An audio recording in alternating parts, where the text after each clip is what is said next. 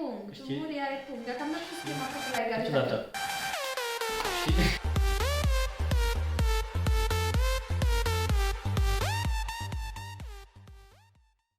Ce? Cuvânt, că am și uitat. Oglindă, în engleză.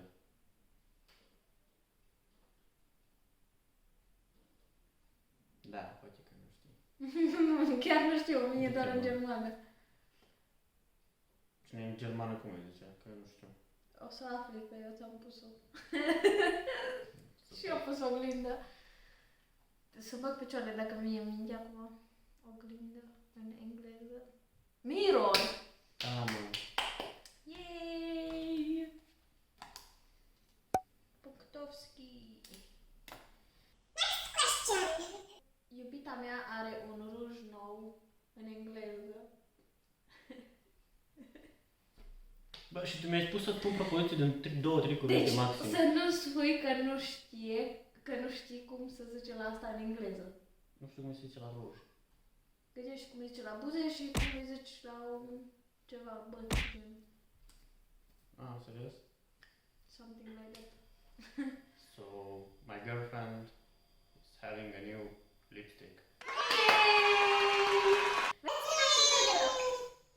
No, serios. Corona! Cuvântul Seretlek în germană. Mă, ce urât e cuvântul ăsta. Eu nu știu să-l pronunț. Da, când maghiară sună mai fain. Seretlek. Stai, nu mai așa de pronunțat seara decât Ich liebe dich. Sau Ich liebe dich? Nu mai știu ce pronunță. Nici eu nu știu. Ceva Da, acolo. ăla e cuvânt. Corect. Meine Liebe. Gâsca mea. Că Liebe, de fapt Libo. De ce ai făcut ca un câine, Doamne? Cum spui mobilă? Vorbește mai tare, mă. Ok. Traduc mobilă în maghiară. Mobilă. Nu.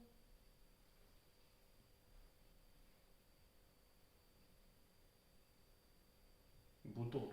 Butor. Butor. Doamne. Bravo! Înțeleg. Bravo, iubirică. Butor.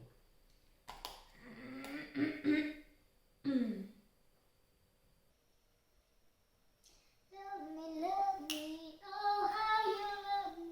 Fool me, oh. Hai. Cuvântul Suzan în engleză. Suzan? Da. Nu-i Suzane. Tot una. Suzan, Suzană. Ok. Together. Forever. We are together. We are forever. Da-da-da-da. Avem. Da-da-da-da-da.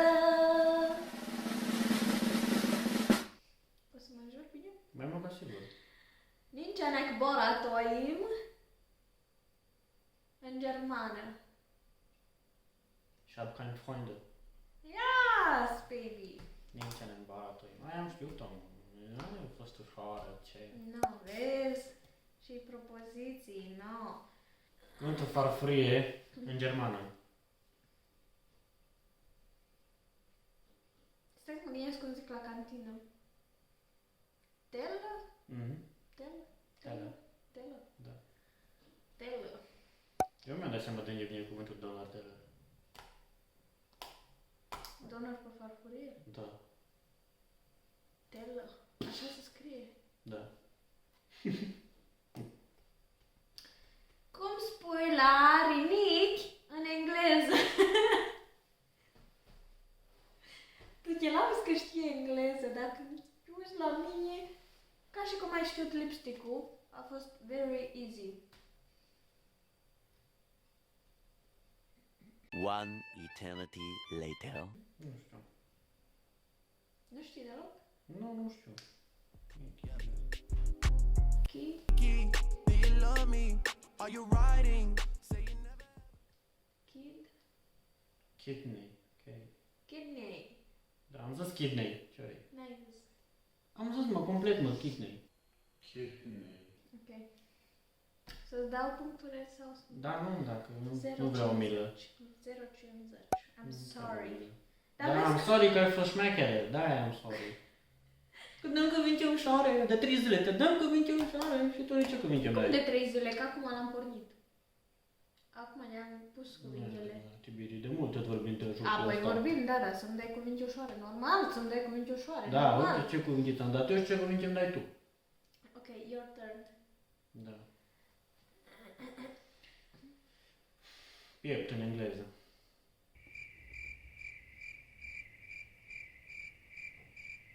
Nu-i brust, că brust e în germană. Da. Breast? Nu. How do you say piept în germană? În engleză ți-am zis, În nu. germană. În engleză. Dar nu-i breast. Nu. Dar ce-i breastul? E partea de la femeie. Mhm. Și există și o parte bărbătească? Nu există piept, simplu.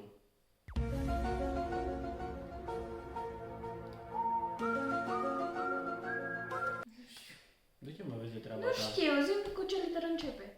C. Cu C. Da.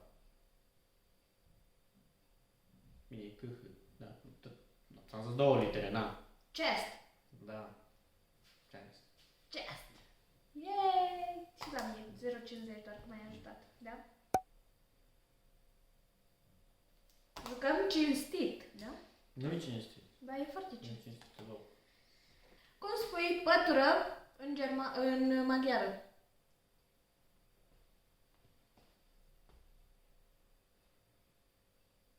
Îți dau 2 variante. Pătură sau plapumă? Care știi să spui? Plapumă. Nu, ești pe aproape.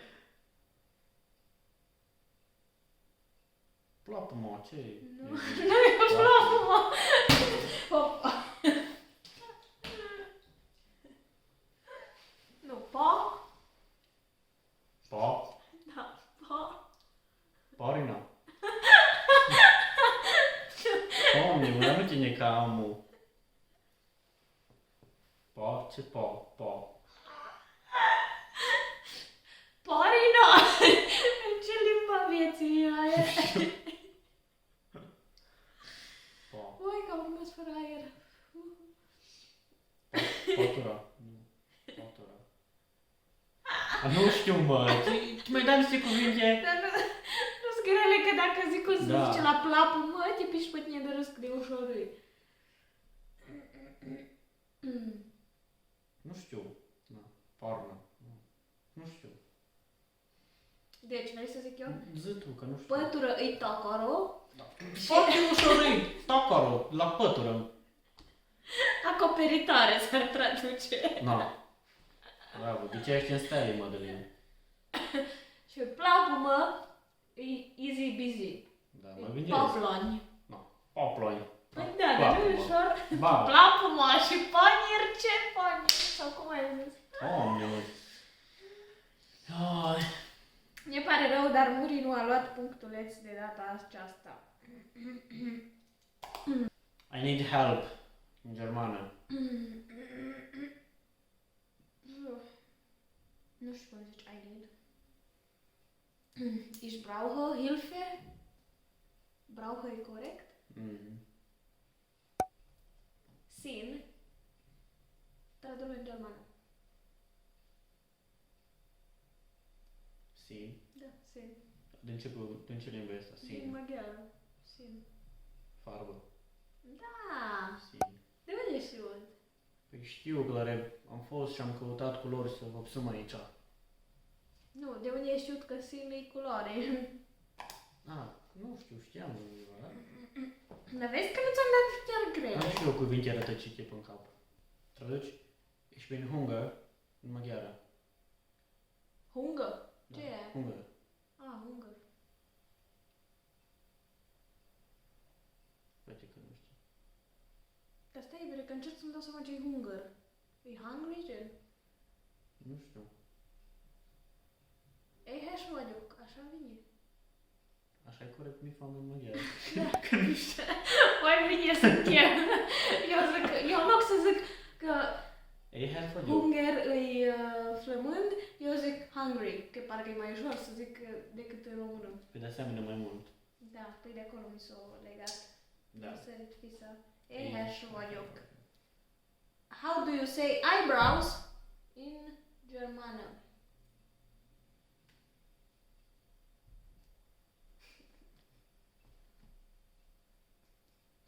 Recunosc că pe ăsta mă luat după net, că nu l știu nici eu. Și eu din ce vrei să știu atunci? Stai pentru amuzament. Da, pentru amuzament, da. Da, Tot ce ca a fost să pentru vezi amuzament, cât că nici nu am Cât e știut. de deșteaptă limba asta. Da, super. Augenbraus, nu știu. Bă, what? Că aproape ai nimerit. De ce mă lași? Ei, Augenbraus. nu. Braus? Brauen. Brauen. Augenbrauen. Augenbrauen. Da vezi? Nici să fi vrut să nu nimereai. Bravo! Bă, ce mi-ai rulat în urechi? Când? Băi, ai auzit? Atunci, m-ai speriat. Atunci. Ombre, în engleză. Cum? Ombre. Ombre. Da. În engleză. Dar din ce limbă e ombre? Mi l-ai dat în spaniolă, am putut. Păi ți-am zis că-ți dau. Da, mi-ai zis că dau. Deci, fii atent. Noi când am zis că facem în română, maghiară, engleză și germană. El îmi dă și spaniolă și țigănești. Eu n-am pus niciuna din astea. Ți se pare corect? Vezi că tu ai greșat. Păi tu le știi pe astea, eu nu le știu. Păi atunci de ce mi le dai dacă tu nu le știi? De unde le-ai găsit? Păi asta o știam și eu cu ombre. Asta știu și eu ce înseamnă. Man. În engleză l-ai tradus. Da. Man. Ce ești așa nervos? Eu trebuie să fiu nervos. Dar nu mi-ai zis, dar era amuzant. Că tu ai să fost zici. șmecheră. Dar era amuzant. Da. Lasă-mă să vorbesc. Cum să nu? Am uitat să-mi pun punct, că îl merit din plin, că cineva a ciulit. Tu ești aia care o ciulei. Dar nu ne mai certăm atâta, că Dar tu zici că ești aia suntem care ciulit. disperați. Tu ești disperat rău astăzi, nu știu ce vrei. Aici. Da, cum să nu? Hai să ne iubim, că suntem Da. prieteni foarte buni. Deci asta e mai complicată. Că asta la ce m-ar fost. Copilărie, îmi spui prima dată în engleză și după aia în germană. Copilărie. Dar nu știu nici în engleză cum îi zici la copilărie. Serios. Da. Are ușor că nu știi. Da, copilărie. Ba știi, dar nu-ți vine. Logic că nu vine, că de-aia nu zic. Dacă gândești, fă o legătură. Dar n-am de la ce să fac. copil Și cu restul... Copilărie. Nu știu. Da, știi. Dar nu mai zic că ba știu, că nu știu. Nu vezi că nu vine să spun. Dar tu știi de fapt.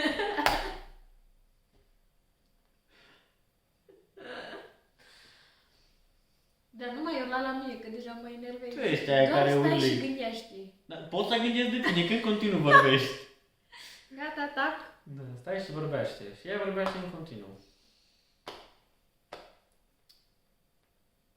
Copilărie. Dar nu știu, mă, copilărie. Childhood. Yay! Și acum zi în germană. Da. Trebuie să-l citesc în stele, fata mea. Cum i-ai dat de furcă în engleză, îi dai de furcă și în germană, că tot așa începe, dar nu... Logică, cuvântul lor e în germană. Jungehud.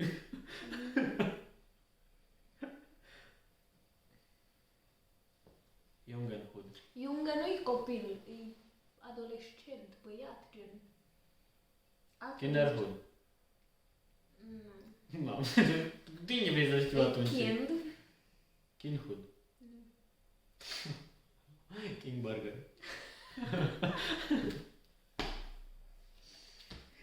Nu știu. Kind. Kind. History.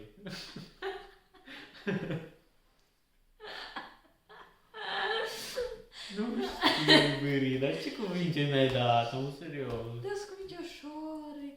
Bine, îți dau punct că l-ai zis în engleză, dar hai că ți-l zic eu și în germană, ok? Ca să nu zici că te tot depunctezi și te punctezi în continuu, dar Doamne ajută să speli tu vasele. Kindheit.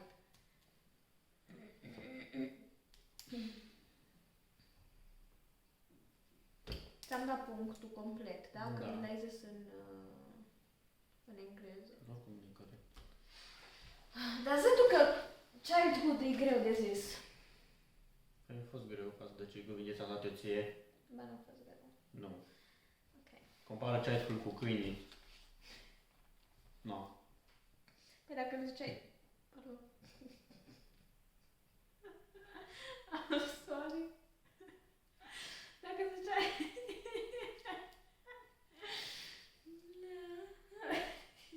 Ce băiam? Îmi imaginam ceva și... De-aia râd așa. Și dacă îmi ziceai că... Bă, dar vorbește odată, mă, nu mai râde atâta. Dacă îmi ziceai...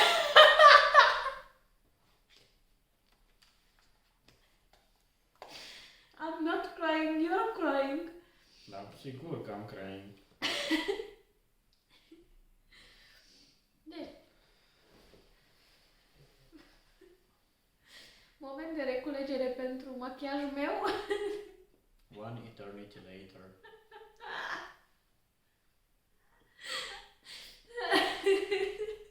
Dar nu i-am amuzat deloc ce vreau să zic. De ce râzi atâta dacă nu e amuzant? Nu știu, dar nu mai văd de lacrimi. Look at my eyes, nigga. Și îmi vine să râgâi. Ok. Deci dacă îmi ziceai câine în germană, nu știam să-l zic.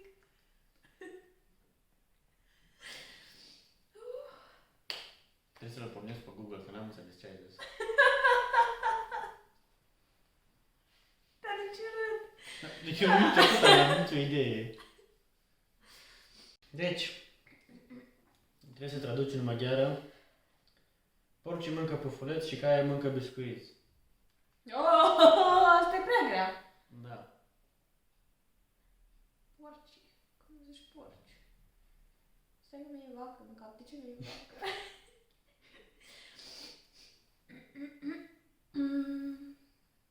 Dis nou. Ți-am zis eu primul cuvânt. Și cum dracu zic la pufuleț? Au. Au.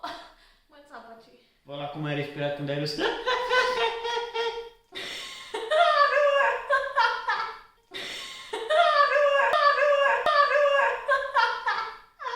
Ce căcat ai făcut acolo?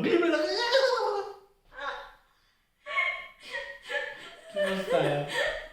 Nu știu să zic asta e.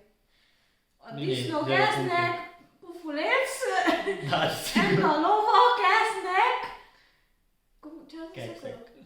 Nu, biscuiți, da. Nu, biscuiți, da. Additional esic, nu știu ce. Și am zis cai la plural. Da.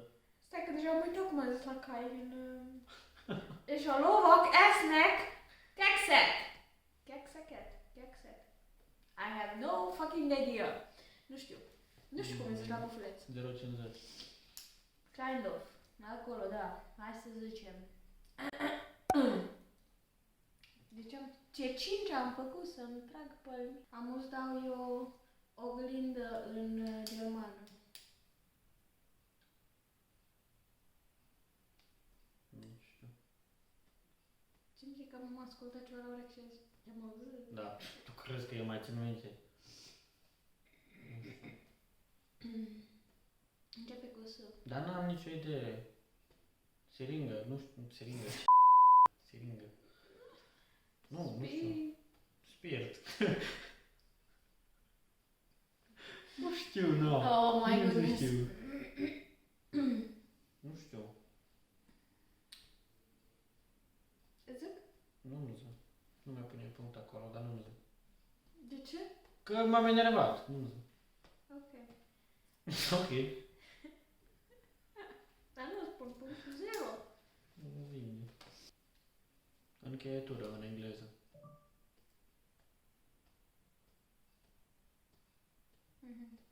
Da, asta mi-ai mai zis o dată. Da, ți-am mai zis-o. Și cuvinte de asta trebuia să-ți caut.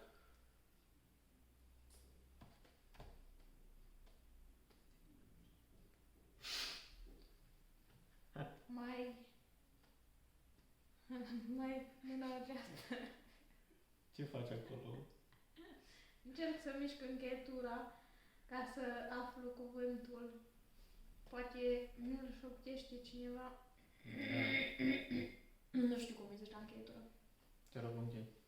Dar să cum se zice. 0 puncte. Și după aia zic. 0 puncte, dar nu știu cum se zice. Wrist. Oh, băga mea și picioarele, nu știam. Nu, uite, cuvinte de asta trebuia să găsesc și eu. Acum zi, dragoste, cum îi spui la pătură în engleză? Blanket. Și în germană? Cum e asta? Că numai într-o limbă trebuie să traduc, nu în ambele. Pentru că la mine aici, țușeală, dacă vrei, blanket, tradus în germană o aveam. Dar în germană mai mult, ca sigur nu știai, știi, enervai și am zis să zic, să-mi zici din română în engleză. În germană, pătură. Nu știu. E un cuvânt foarte aiurea. Mă gândesc.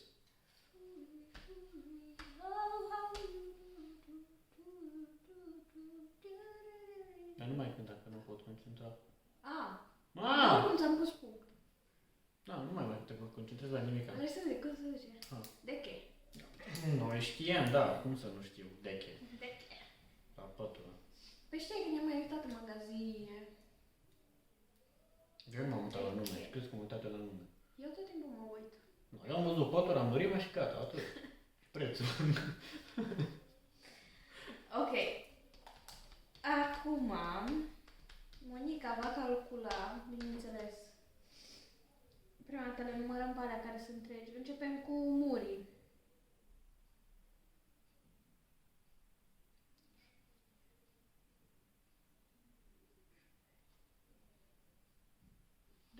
puncte are murii.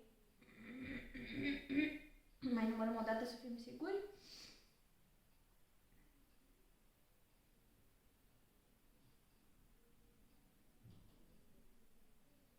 Și cu asta 12. Da. Și monicul 1, 2,